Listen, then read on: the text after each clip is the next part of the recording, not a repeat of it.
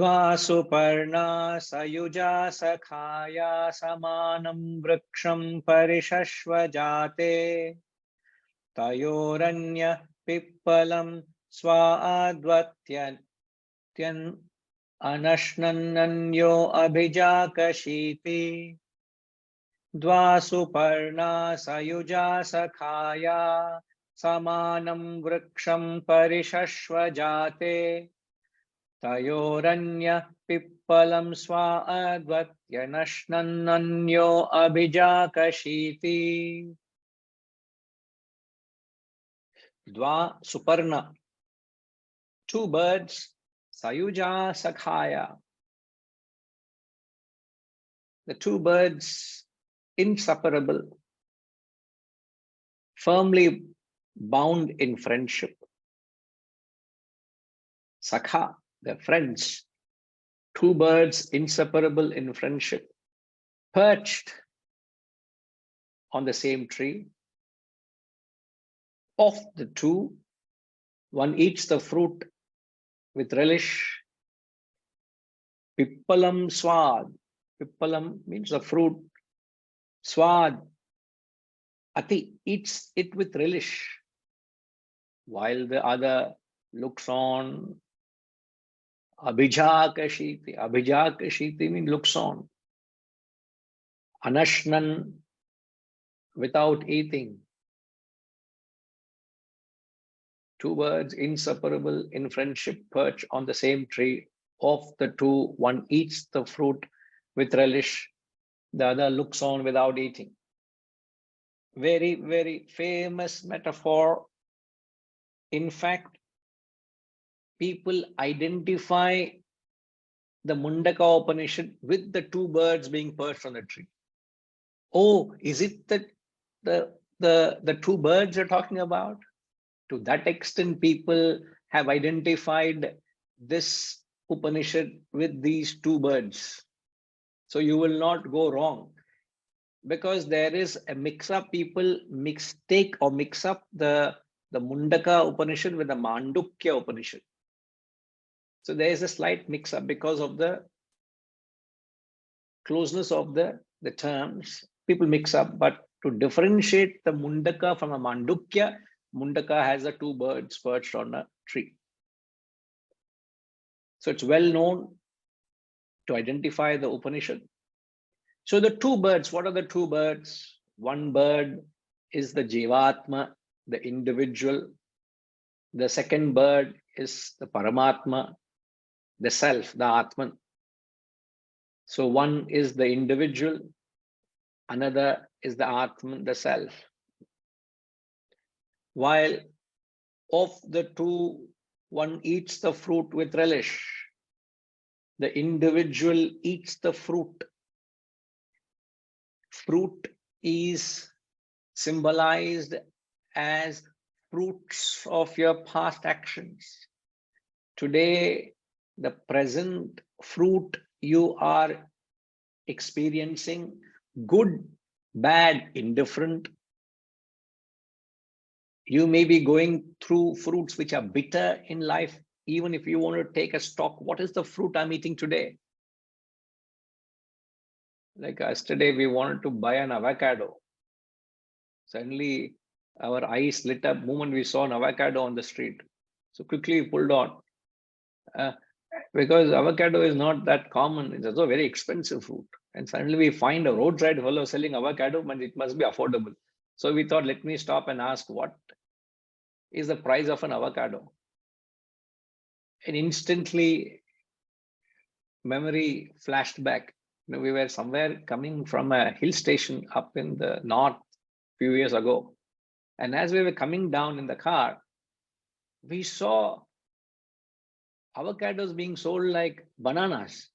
Every other vegetable shop had piles of avocados stocked up. I said, man, this was a couple of years ago, maybe, because we really used to enjoy avocado almost every other day in Malaysia. Amitama, it's a lovely, it's very much available and it's lovely. It's an acquired, it's a tasteless fruit, but it's an acquired taste perhaps. It's very, very healthy. And we lost touch of it. So Why I'm saying all this is we bought, and very affordable, those remember in the mountain. And we picked up here, few kilos we picked up. When we went to the hotel, first thing is even before unpacking, we started cutting the avocado. The problem was the memory of the taste has not still left. It still lingers in my mouth. It was so bitter. It's so bitter. I said, oh my God, we wasted a couple of kilos we bought and it all got wasted.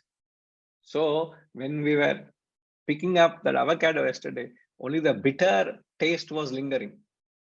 Now, why I'm talking of that is when you enjoy the fruits today, the fruits you enjoy, it could be bitter, it could be palatable, it could be pleasurable, it could be, you may relish it because it is pleasant. All that you enjoy today, this moment, the fruits that life gives you is an honest account of your own past actions. So if your actions have been pure, if your actions have been genuine, if your actions have been sacrificial, if your actions have been for the well-being of others, you are rewarded with punya. Means your life today is, you may have nothing much to complain. Everything is going well. You are enjoying your life. But if you have been egoistic, selfish, if you have never cared about others, you only thought of your own personal well-being, the law of life puts you with a little bit of bitterness, a little bit of sourness, a little bit of unpalatable experiences. You may say, oh, what have I done to deserve this? So the fruit that you eat, the fruit that you experience. So when he says of the two, one eats the fruit, he is referring to the individual, which is the jiva, that is you and me, who have to experience the result of our past actions.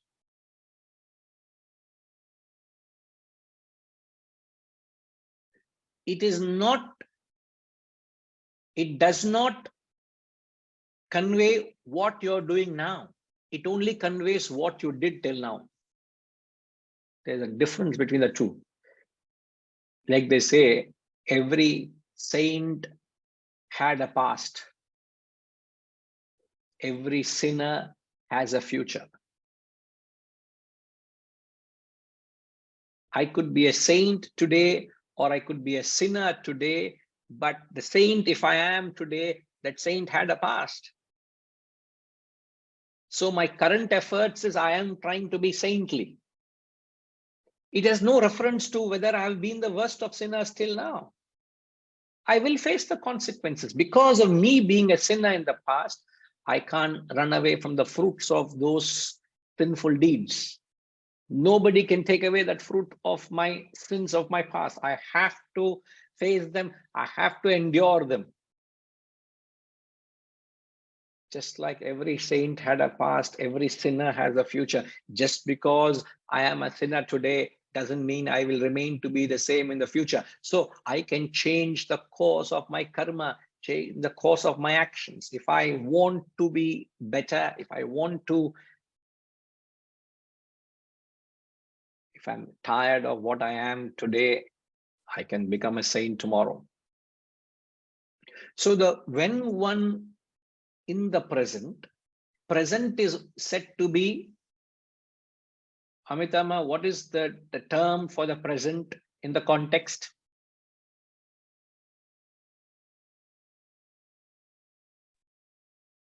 Hariom Guruji. In this context, it is the bird that is enjoying the fruit, eating the fruit with relish, is it? No, apart from the context of the story or the metaphor, what does the present philosophically convey? What does the present mean? Our current life, our current existence in this material world. All that understood. You can be in the material world or you can be in the spiritual world. Why are you saying material world? You can be a saint or you can be a sinner. That is your present. Your present is a faithful accumulation of past actions, right? Of actions. Okay. Yeah. Like your current bank balance is a faithful credit debit Reflection. of all your past actions, right? Yes. Past transactions. You may not know, oh, when did I do that transaction? The bank will say, sir, you only had authorized us to deduct this every month. You forgot. Ah, correct. I forgot. Correct. You're following my instructions. I forgot about it, but the deduction happens. Like that, the present is, what is the present? An accumulation, a reflection of all your deeds of the past till now. What is that term is the question. Synonymous philosophically for the present is from past till now. What are you called present? The philosophical term for present is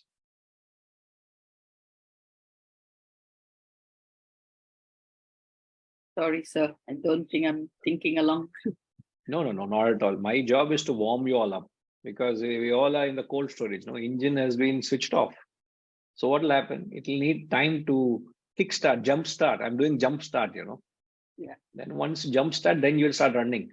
Sometimes you'll run faster than the guru. Then I have to bring you back also, Lakshmi Ma, you are right.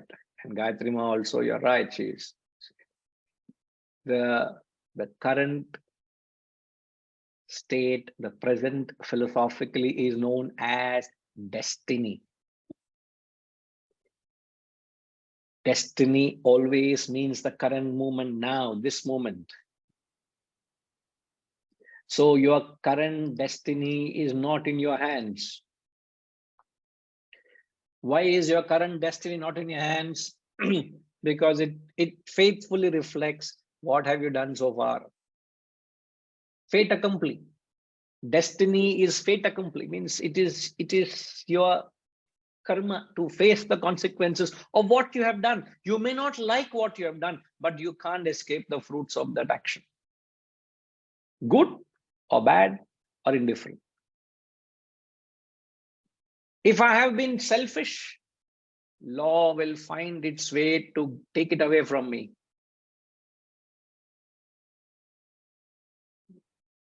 I can get, if I have been very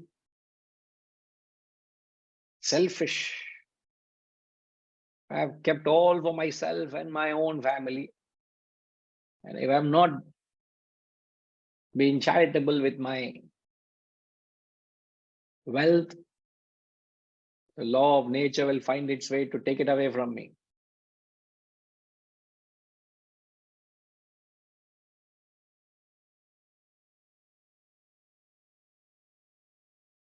You will have some major expense where you will have to shell out all your savings. Karma of my own past.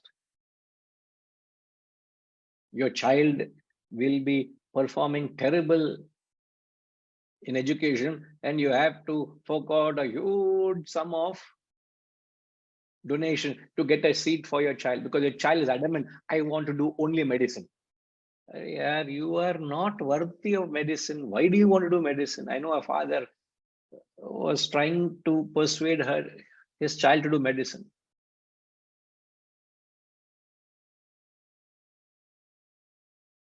I think the child didn't want to do, but the father wanted, the father didn't want, but the child was persuading the father, I want to do medicine. But the child did not get marks. So what the father had to do, had to pay a huge donation and had to send the child elsewhere for medicine. She didn't get a seat in that country, they went somewhere else. And the story goes, after 1 odd year, constantly the college used to send notifications to the parents that child is not doing well, the child is not concentrating, please put some sense. The time came, the child failed 2 semesters something, and a notice was sent. Literally, the father had to go back, wrap it up, close it, come back. And the father lost a huge chunk of money. Because, as you know, educating for medicine is an expensive affair. Why did he lose, literally? And she did not pursue the medical field thereafter. So from the point of view of the father, it's a loss. And I know that man was an extremely selfish fellow. Extremely selfish. Very calculative. You don't give, the law will find its way to take it away from you. Karma, you have to face. I remember my guru used to tell of a case, and used to tell, hey, if you see, you don't give, you'll have a major medical expense in your family. I remember my guru telling this long ago. You will have no choice but to pay, because you have to survive. So how karma will work? So what I do, what I am experiencing today only tells me what I have done so far, knowingly, unknowingly.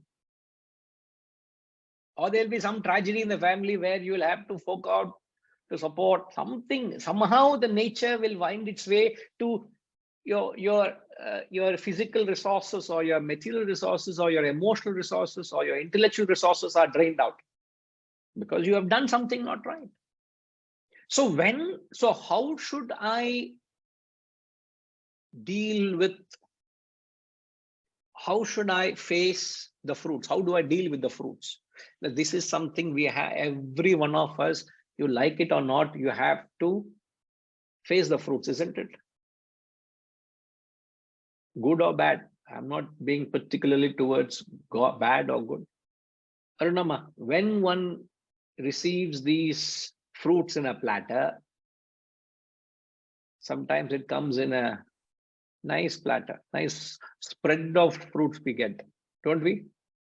Yes, Guruji. Hari Om, Guruji. Hari Om. We get a spread. How do you deal with these fruits? When you have no choice but to experience, how do you handle them? What should you do? Philosophically speaking, we just have to remain as Sakshi to it. Take it as prasad from the Lord. No Lord is giving any prasad to you. Yeah. In real life, enjoy the sweets. I do like sweets. No, but if they are bitter fruits, we have to accept it. But like Guruji said, it depends on something that we have to experience. It depends on something that we have done in the past. It's the result of our karma. So we have to go through it. We have to accept it. You have to accept it. You have to go through it. But what should be the attitude while you're going through it?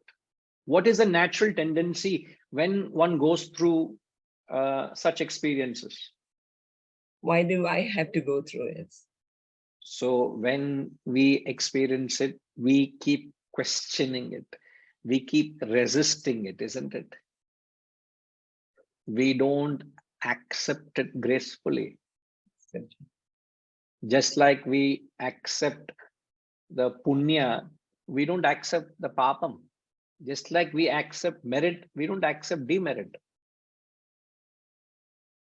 Yes, Guruji. So to which the famous words of Christ, I'm only taking one section of the quote. The whole quote is, the Christ says, judge not others, resist not evil. So the second half of the quote where it is said, resist not evil, judge not others, resist not evil. So the second half, resist not evil. Evil refers to the fruits of your past actions. Don't resist them. Receive them gracefully as you receive a guest in your house. Sometimes uninvited guests, you will have to put up a show. Don't put up a show. An invited guest, you have invited them, you look forward for them. How would you receive an invited guest? Someone whom you have been very looking forward to. You have invited to entertain them at home. How would you receive them? With grace. Just like that, he says, don't resist them. Gracefully accept whatever fruits that, because the law of nature, when you say it is Lord's prasad, Arunama, Lord has got nothing to do with it. What is the other bird doing? The other bird is just a witness sitting and watching. The other bird merely witness, looks on without eating. The other bird is the Atman.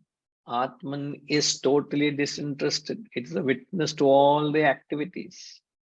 I'm eating the karma phala. Atman is just watching, nothing to do with it. So how can you say providence is giving? Providence doesn't give you anything. It doesn't give you good or bad. Providence only facilitates, as it were. But what determines what you get? The God is not kind to you or unkind to me, or kind to me or unkind to you. Why should God be that way, ma? Yes, Guruji. God is neither kind or unkind. God is just a mere witness. It has got nothing to do with your actions. God has got nothing to do with your fruits of your action. It, no doubt you can, as a devotee or a bhakta, you say, let me accept it as a prasad. See, a bhakta, when he says, I will have to accept it as a prasad, he lacks the reasoning to understand life. So he accepts it in a sense of devotion. There is no questioning. You don't understand. A bhakta is not intellectual, no? He doesn't understand how everything works. He's not a rational person. So he takes, oh, it's his prasad, let me take it. In a prasad, sometimes you get a chili also. That you also don't throw. You have to eat that also. It's a prasad. Next time when you go to a temple, he gives pulihodara and there's a big chili there. Don't throw that. Eat it. I know, Arunama, you throw that, isn't it? Yes, Guruji. No, don't. You can, how can you throw it? It was a prasad. That also was offered to the Lord. That also gave flavor to the pulihodara. Don't literally, please. Don't eat it and then say, "Oh, Guruji said don't throw it," and I've had a serious throat irritation because of extreme spice. It's just symbolic. You get it? But Guruji. when, yes, ma. No, I mean, real life, sometimes when we go to the temple and they give the prasad, sometimes when we can't eat it also, we try and force it down, thinking that it is prasad. That's what happens. No, don't punish yourself. It's symbolic. It is symbolic. Doesn't have to be taken literally. If you're allergic to something and you have to eat it and then develop consequences. I am very mindful when they give tirtham. I'm very mindful. I quietly excuse myself, especially if they give it with, sometimes they have the tirtham with milk and curd and other things. I have a certain revulsive feeling. It's nothing to do with the prasad, but just that. So I excuse myself at the namaskar and walk away.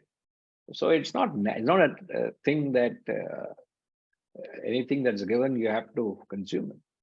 It is just a symbolic thing. I'm not disrespecting it. It's obviously an offering and a blessing, but it is to be understood this way.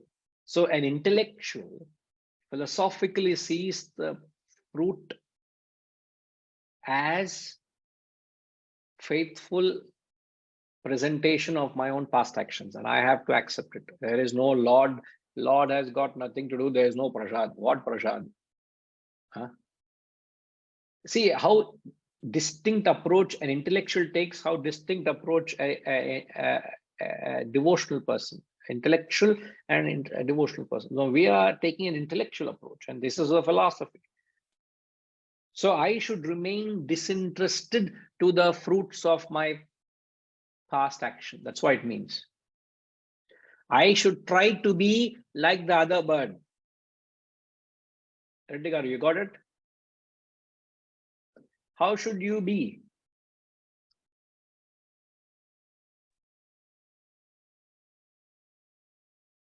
Yes, Guruji. We should be as a neutral, irrespective of the fruits or what we get through on that.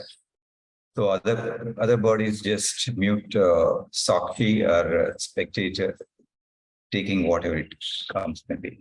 In fact, this prasadam part is absolutely resembling Guruji. So the moment they go, the white liquid, first of all, I have a little allergic to any white liquid. So before the guards, but really God visible to me by taking those. So I always excuse that.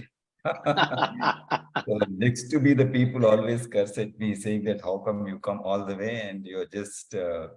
I said I'm not disobedient to the God, but still disobedient to the content which I'm going to take it. I'm being true to myself, you know. Yes. No, I say not being disrespectful at all. It's just a matter of being very, very clear. You know, it's not being disrespectful at all. So, Yeah. but one may not be understood. I may Yeah. not be understood when I say this, but so the objective, the philosophical objective is to try not to be influenced by the fruit, but try to be an objective witness to the experiences of the fruit that you have no choice but to eat. Here, the Guruji, the most important fact is about the intellect plays a role. You need to be absolutely a presence of mind for every moment. Is it the one Absolutely. which guides? Yes. Which guides? See, Sakshi or being a witness is being objective. Objectivity or being a witness is a quality of the intellect. So when I'm being subjected through some things, you just have to sail through that phase and say, I don't know what I have done, but I have to go through it. So I go through it. Understanding that it's a phase that will pass. Because we understand in other contexts that even this shall pass away. No? So how long will that phase last until the fruit, I don't know how much actions I've done until that It exhausted. they're exhausted. And then there will be, I'm sure I have done some good also. So good fruits come. And when good fruits are coming, don't get carried away. Understand, I'm just burning the phala of my fruits of my good karma. There will be very soon some bad karma coming. But for that, we need to have that buddhi, Guruji. That's what we're talking about. Because That again, is what I'm trying to give, sir, here. I'm trying to give. So I don't know how much of it I have got it to give it. Whatever I have got it, I'm trying to give it. Whatever you can take it, take it. the only thing which I pray to the God is give me good buddhi and nothing more. Sir, I tell you, no God will give buddhi to you. No. If at all we need, we have wish list, is endless wish list when you start it. No, God. Prayer doesn't conclude. No, rationally not supposed to make a wish list continuously. Yeah. But without wish list, we don't come out of the prayer room. No, don't, sir. One condition to you: if you have a wish list, don't enter the prayer room. You're disqualified to enter the prayer room. I slowly realized that part. So don't go with a wish list. You are not a devotee if you have a wish list. Don't go with a wish to the Lord. You go with an attitude of utter bhavana of gratefulness, of it's a kritagnyata, you know, they say in Telugu, antargada, you know, you must be extremely thankful in every way, even for the most challenging moments of life. Be thankful, because that is far better than those who are having much worse phases of their life. So I'm much better off than them. So why should I complain? Yes. So no wish list, sir. My it. wish is not to have a wish. You may say That's that also is a wish, but it's better to have that wish. I don't have a wish. All right, sir. That's it. So even though the metaphor puts it very innocuously, it's very deeply meaningful. You can draw a lot more meaningful philosophy of what does the fruit mean, and how should one relate the fruit? How should I deal with the current fruit? Okay, sir. Yes, sir. Setuji. Thank you, sir. Hariom. Yes, sir. Hariom. When we get good karmas and good fruit, how about we treat thinking as a trustee and doing more and more good, leverage the good fruits? When you get bad fruits, Bhavana of trustee. That is No, the when bad fruits come, what will you do? You're not a trustee, yeah?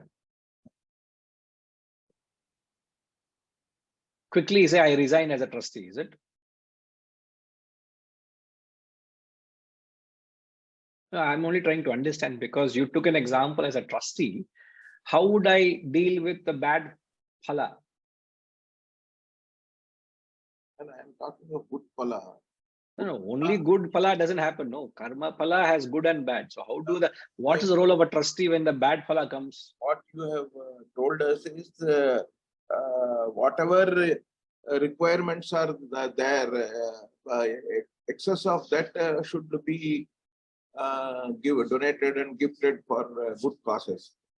So instead of being a total silent witness, how can you thinking that fruits are not all of it are mine? What is needed, and if that attitude will be better, rather than being totally neutral.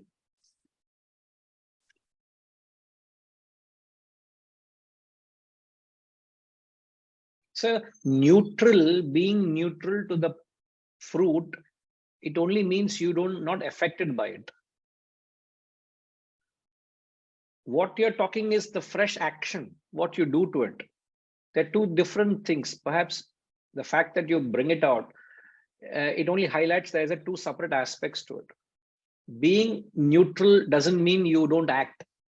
Being a witness doesn't mean you don't act. You witness is an attitude, not a physical standpoint. As you said, if you're provided for your purva karma, whether you have physical ability or intellectual wisdom or material resources, whatever you're provided with, I should not get carried away with that. So mentally, I accept it as a purva karma. I gracefully accept it. I don't develop any ahankar to it. But what do I do with it is my current action. So being a witness doesn't mean you don't act. So witness is an attitude. Karma is action. For example, if I am subject with a disease because of my purva karma, when I say I must be a witness to the disease, does it mean I don't get treated to it? I don't complain why I'm being subjected to this suffering. It's my karma. I don't know what I have done to deserve it. So I don't resist it. I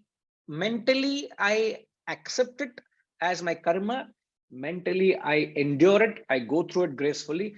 But my action is I subject myself through treatment and diagnosis so that I treat the purva karma. So there are two things. One is an attitude at the mental level is a witness. Action is what I need to do. So if I have surplus, I'm able to support a cause or give it out to the needy. That is your current action. If I am with a disease, my action is I need to cure the diagnosis, give a course of recovery path for the disease. That is my action. So we should not mix up an attitude and action, sir. Isn't it, sir?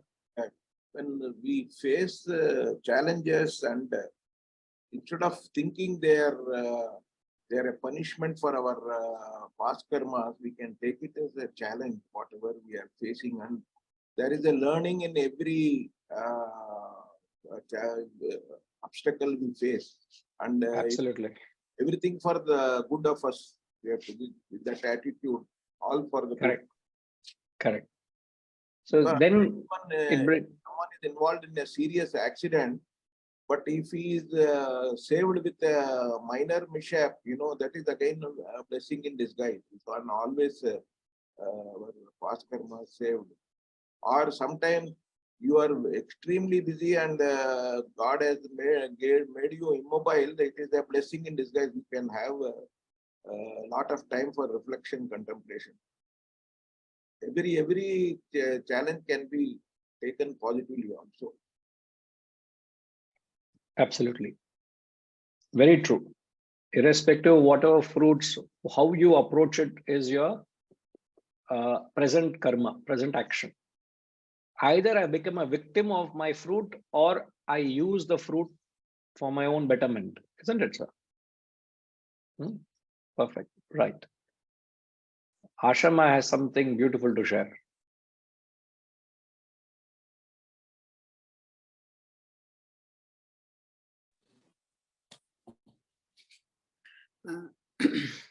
Pranam Guruji. Namaskar. I've only written the second line. The first line says, कोई इंसान किसी इंसान को क्या देता है? आदमी फकत बहाना है, खुदा देता है. If I have done any good to anybody, it's not that I have done, the other person deserved it, and so I was only a means through whom that person got. आदमी फकत बहाना है, खुदा देता है. वो अगर जहर भी दे तो करूं शुक्र अदा, कोई अपना ही समझ के तो सजा देता है. Amazing. You must understand the Urdu, at least the originality. When you translate, it's gone. But can you say that once again, please? कोई इंसान किसी इंसान को क्या देता है? आदमी फकत बहाना है, खुदा देता है. वो मीनिंग खुदा. वो अगर जहर भी दे तो करूं शुक्र अदा, कोई अपना ही समझ के तो सजा देता है. उसने मुझे अपना समझा, इसलिए मुझे उसने ये तकलीफ दी है, ये सजा दी है. If I am going through a trying period, this is like it's like a punishment, but God has punished me thinking, भाई मैं उसका अपना बच्चा हूं. I can only punish my own child. I can't punish my neighbor's child. Correct. What a beautiful way of putting it. What a beautiful way. Indeed. It's always so elevating listening to you, Ma. So elevating. I have one doubt, Guruji. Hanji. Does this destiny or whatever, the fruit of karmas, does it also belong to the karmas of the past janma? Or is it only of this janma? When we say sanchita, so does it also, is it a part of the karmas? Could be, some of the karmas could be of the past janmas that we do not know of. See, generally, when we talk of Purva Karma, we talk of this embodiment only. We don't talk of the previous birth because we don't know. It's like we are shooting in the dark. We don't know, yeah. We don't know what I was. I don't know what I was in my past birth. So how can I say, oh, it's my past birth? So it's like pushing the dirt under the carpet, not seen. I'm not addressing the problem. But if a child, if at birth, at the point of birth, or at a point where in the young infancy, the child has not done anything accountable. The child is just born or just is infancy or in the cradle or little toddler. In that young age, the child goes through some extreme consequences, or a child is born in the slums. So that the home for the child is the footpath or the little area under the flyover. It is the child's home. The child grows up in that dirt and filth. And when you see that child being in that environment, when you question what has the child done to deserve it, then you say karma, then it refers to the previous birth, because there's nothing that the child is accountably done in this birth. There's nothing connected. Then we say it is the previous birth, because the previous birth and this birth are just a continuity. It is just change of environment, is the same karma they carry on. But having lived X number of years in this life, I can't try to connect to the previous birth because there's so many things I have done in this birth. X number of actions have been done. I may not be mindful of. I don't know where I'm wrong. Am I conscious of every action that I perform? I'm not. True. In fact, with the knowledge, what happens is you become conscious of all your actions, isn't it? The level of consciousness of what you do becomes very high. You are aware of everything that you're doing now, or most of the things, which was not before the same. So you don't usually go to the previous birth. It's restrict to the current birth. Okay. In fact, Vedanta doesn't encourage you to simply go into areas of ignorance. Never ever go and dabble with areas of ignorance, which you do not know, don't get into it. And there are people out there that make a living in areas of ignorance. They tell you what you will be in the next birth, what you were in the previous birth. On that note, I will brand them as complete spiritual mafia there. They are just trying to loot you, misguide you, abuse your faith in their so-called knowledge. But Vedanta doesn't endorse any school of thought which will predict your future or will foresee your future or predict what happened in the past. Would you say predict? I don't think predict, no? Amitama? Predict the future. Predict the future, but with reference to the past, what do you say?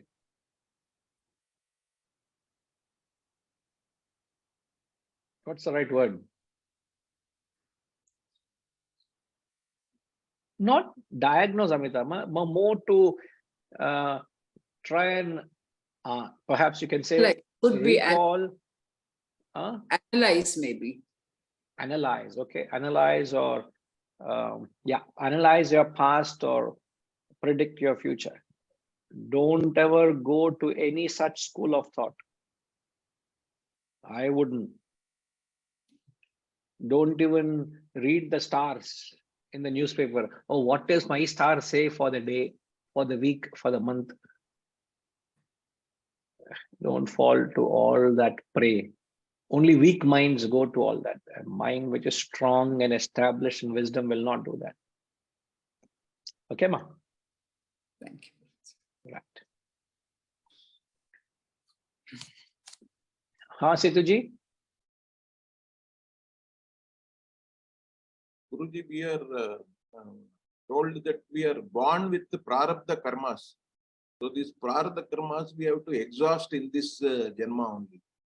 So maybe some of them may be prarabdha karmas too. Oh, yeah. The fact that you're born into a particular environment or born in a particular way is your karma. But having lived for 40, 50, 60, 70 years, you can't say my prarabdha karma. They say you have to exhaust, even a Jivan Mukti has to exhaust his prarabdha karma. So that means his past only he has to exhaust.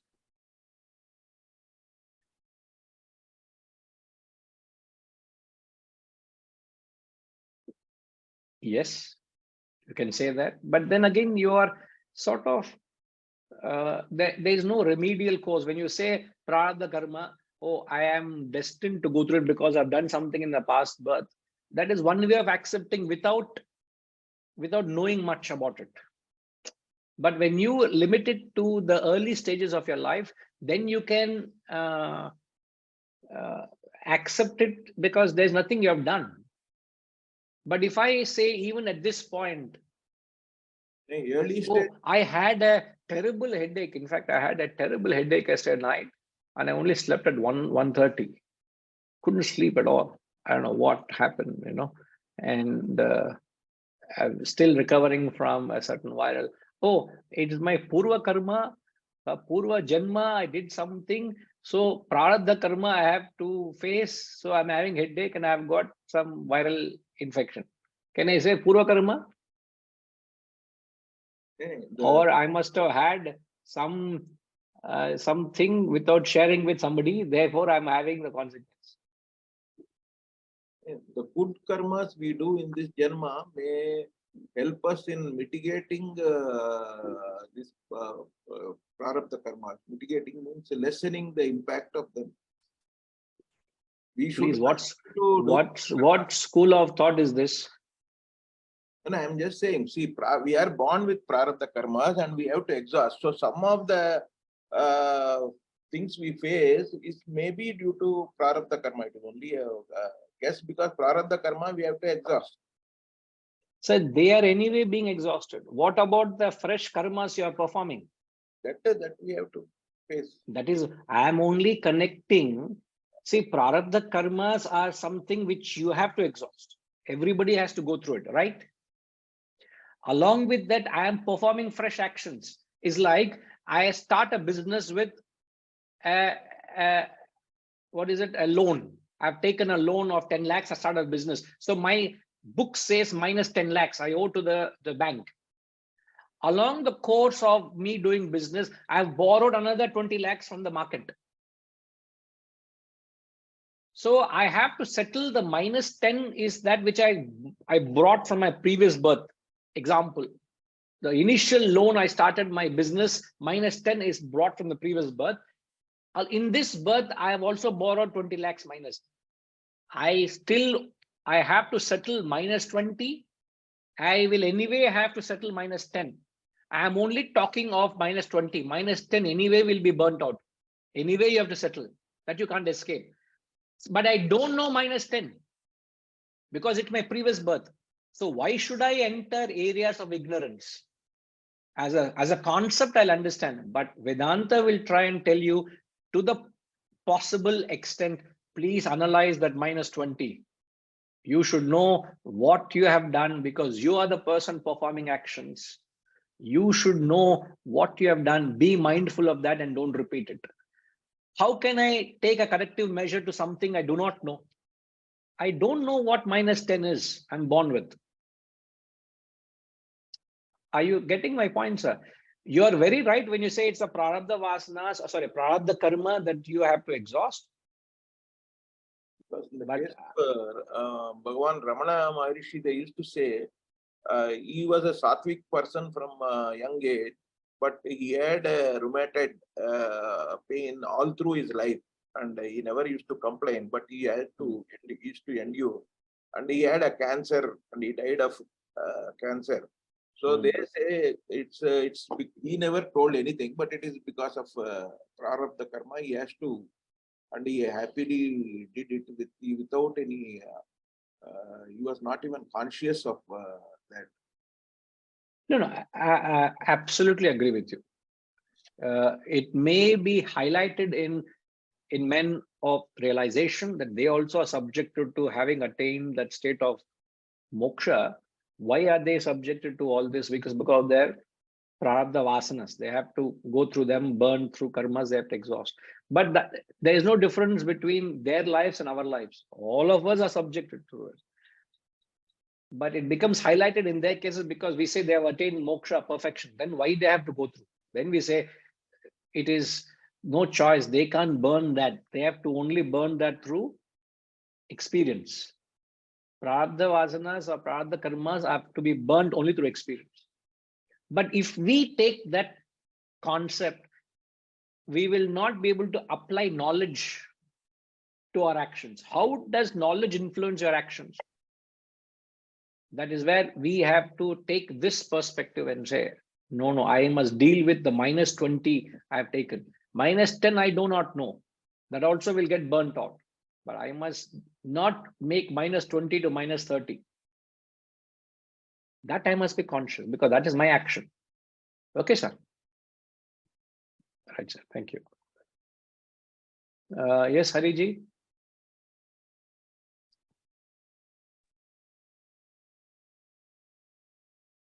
Guruji, whether it is prarabdha karma or even agami karma, all that is required is that we have to act like an actor in a stage. The whole problem comes that we get involved in what difference does it make, whether it is a prarabdha karma or the karma due to the present life. That once we act like an actor. We play our role and get out of the stage. There ends the thing. Correct. So this is the message, rightly said, Hariji, very rightly said. I'm glad you said that. This is the message which we take from the other bird. The other bird is mere witness. So what is mean a witness? You maintain an attitude of objective stance to the, don't get lost, perform your action, which is what I said when I clarified with Setuji earlier, that attitude is you don't get involved, you do what action you have to perform. And rightfully so, Hariji is saying that you must play the role like an actor on the stage. The actor is objective to the role he's playing, but he has to play his role. So the example of actor only beautifully clarifies the mix of attitude and action. The attitude is an actor is objective to the role and happenings on the stage, but the actor has to play his role, whether he is a comedian, whether he is playing a supporting role or leading role, whatever role he's playing, he has to play his role.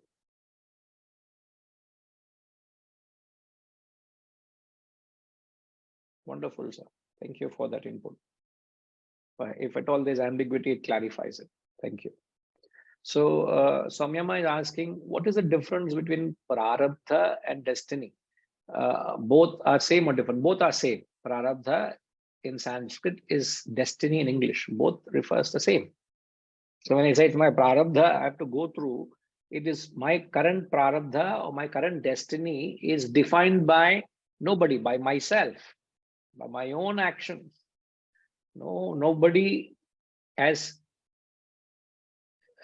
subjected you to go through it. Your own karma, your own actions is your own prarabdha. So you have written your own destiny. So don't curse God, don't blame God, don't thank God. As Ashama said, I am a mere instrument of what has been destined to me. So yeah, if I bring about your betterment, you deserve it.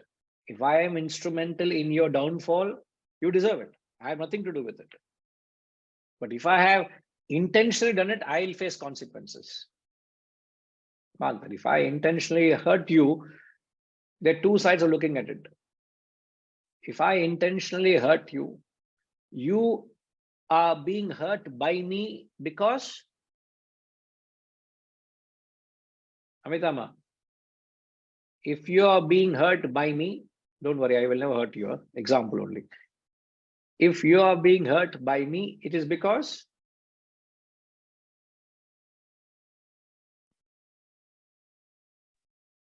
So it's because I've allowed it to disturb me and agitate me.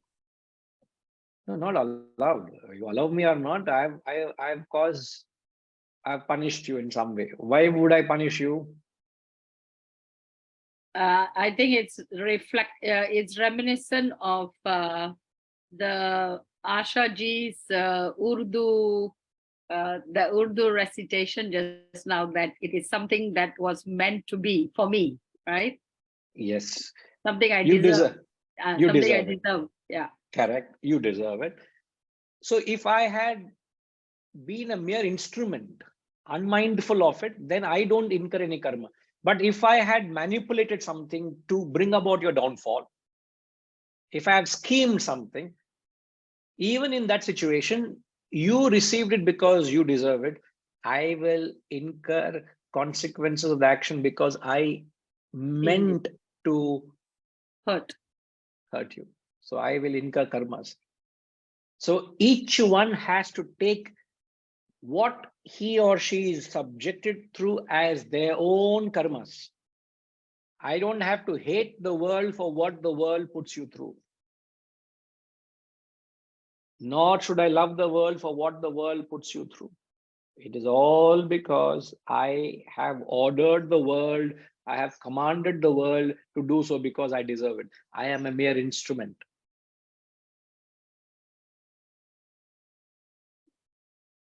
It's a difficult pill to swallow. But if you get grounded in the law of karma, it gives you a lot of comfort. You accept it, quietly accept it. It's all right. So let me reconsider my course of action.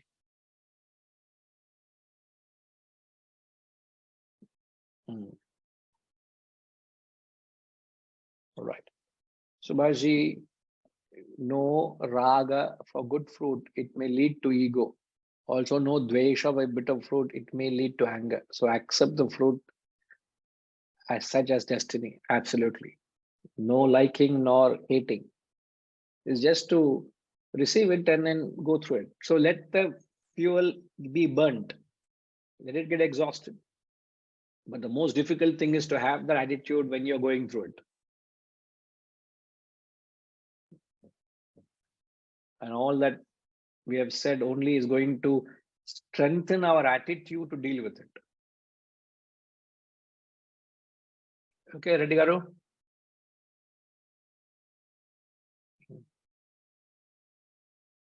Perfectly true, Guruji. Just how strong we are to endure it, that's all. Without allowing, see, if we are able to endure it, it will not dampen our ability to perform fresh actions. That's also we call as a resilience, Guruji. Correct. Resilience to face what we are put through and to come out strong out of it. As Setu just said, you come out strong or to produce something extraordinary from the challenge I'm being subjected to. And that's where this knowledge helps you. Yes. You know, see, there's a in philosophical sense, in Vedanta, we learn the past only influences your present destiny. The past doesn't influence your purushartha.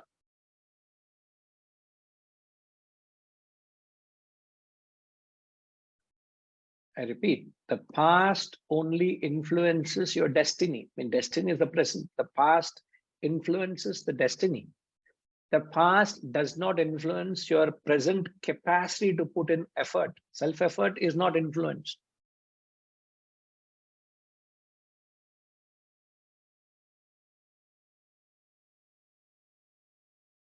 When I say a sinner has a future, what does it mean, sir? Me being a sinner, does it influence what I will become in the future? SR? Kindly repeat, Guruji. Being a sinner, let's say if I am a sinner today, Yes. I am a sinner because of my past destiny, right? But does that affect in any way what will I be tomorrow? No. No. Because It the will present not. action. The present action is free, isn't it? Yes. I'm free from what is the past which has been attached to me. Yes. It's like if I have been an alcoholic all my life, like 10 years of my life, I have been alcoholic. Today, I'm addicted to alcohol. If that is my current condition, does it mean that I will remain alcoholic rest of my life? I can give up at this moment of a time. If you have that resilience and conviction and strength to counter it, you can become a teetotaler tomorrow. But the most of the thought process, Guruji, that we carry forward with the legacy of the past, saying that it has been karma, it has been bestowed on me, so I'll be continue. But we don't put any effort of correcting ourselves, injecting in an opposite direction of views, saying let's forget about the past, create a better future. Yeah. So we don't put foot down there. We flow with the flow of the past. Either you call it as a sympathy or gaining, or you are absolutely helpless. So the fight back doesn't appear in the most of the cases. Correct. That's where Vedanta scores. What Vedanta says is when you look into your past, you're a pessimist. You look into your future, you're an optimist. Yeah. So if I'm able to look into the future, I can create whatever I want, irrespective of what I was. So don't go into my past. I want to live in the present and think and create my future. And that is a trademark of a spiritual aspirant. Because a spiritual aspirant constantly produces current actions. What I am now is because of my current action. Why should I say my past? So you can define, so interesting, in the elsewhere in the Gita, in fact, he said, your life is defined by Shraddha, it says. Your life is not defined by vasanas. It's interesting. It's the same concept put in a different tone. In the Gita, it says, your life is not defined by vasanas. Your life is defined by Shraddha. Gayatri Ma, when we say life is defined by vasanas, what do we mean? We just surrender to what actions is going on, whatever it is happening as per the karma or the god or the external force. That okay, it is happening. When it is Shraddha, it is our Purushartha, free will like. Vasanas means it's a past. I already have vasanas. What do I do? Like I have vasanas for smoking or drinking. I'm a tamasic fellow. I'll remain that way. No. He says you are not defined by a vasanas. You are defined by a Shraddha. Shraddha is this moment what you do. It's a beautiful way of putting the same concept what we're learning in the Upanishad here, what Gita says. You're not by your vasanas. Forget your vasanas. All right, you have it. What are you going to do now? It's a Shraddha. Shraddha is that committed effort. It's a dedication to something. So if I concentrate and dedicate, I can become whatever I want to become. Anything, Reddy Garu? Yes, Guruji, but I think we consider being in a Veda Bhumi and we have so much of historical of scriptures which have been written. But end of the day, what we come across, 99% of the actions are thought process of the human being. And I'm talking about in an Indian context. We are totally different from what Vedanta says. How is that Vedanta lost its glory in that it's left? Because I hardly come across. We do all what not supposed to do or not us to be active in that. The non-essentials of religion are being highlighted, sir. So much so that it has been lost, it's totally diluted. It's like a Sadly. news. It is now whatever we are hearing is like a news. Correct. Sadly, so rich are our values, so rich is our Vedic truths. But sadly, the custodians themselves are diluting it to a point of fault. Today, the so-called spiritual gurus, what are they doing? It is their onus, it is their responsibility, it is their dharma to bring out these truths in a magnified to a point of fault where people should see it. The humanity should see it. But the non-essentials are being highlighted. So it is a sad plight, sad state, but this knowledge doesn't need this, it will not die. This Sanatana Dharma will not die. That I can assure you. It has endured. It is the only Dharma which has not died. Every other religion, every other school of thought has come, surfaced and died. But this Sanatana Dharma will not die. That's why it's called eternal principles of life. It will sustain. But we will have to do our part to keep it afloat. Yes. We will have to do our part to do so that we grow. It's not that Dharma needs it. I need to serve the Dharma so that I grow spiritually. Right. Otherwise, it is Gurudroham. If I receive the knowledge from the Guru and I don't spread the word, I'm backstabbing my Guru. I'm ungrateful to my Guru. Not that the Guru needs anything from me, but I need to serve this knowledge so that I grow spiritually. Yes, Guruji. Got it. Right, sir. Thank you. Right. Thank you.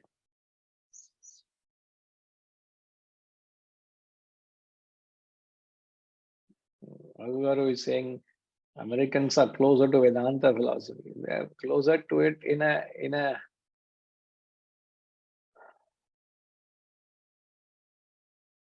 Setuji also is saying privately that Westerners are more truthful compared to Asians in day-to-day life.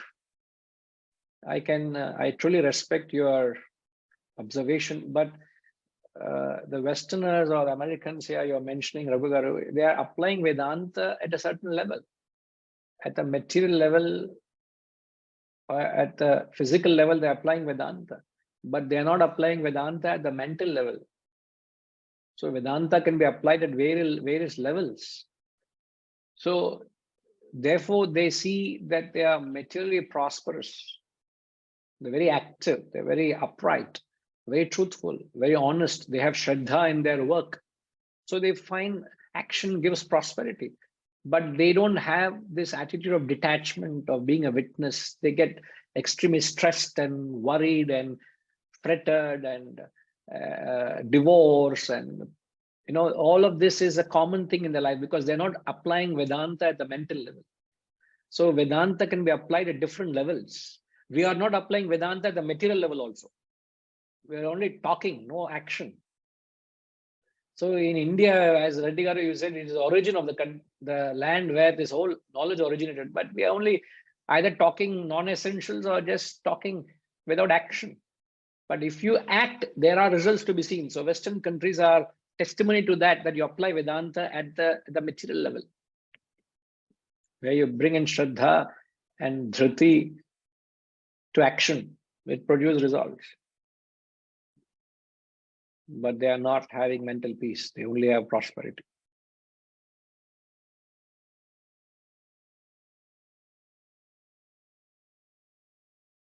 I will have to leave it at that. Any further clarifications, we will come back next week. Okay. Om Purnamada Purnamidam Purnat Purnamudachyate Purnasya Purnamadaya Purnamevavashishyate. Om Shanti Shanti Shanti.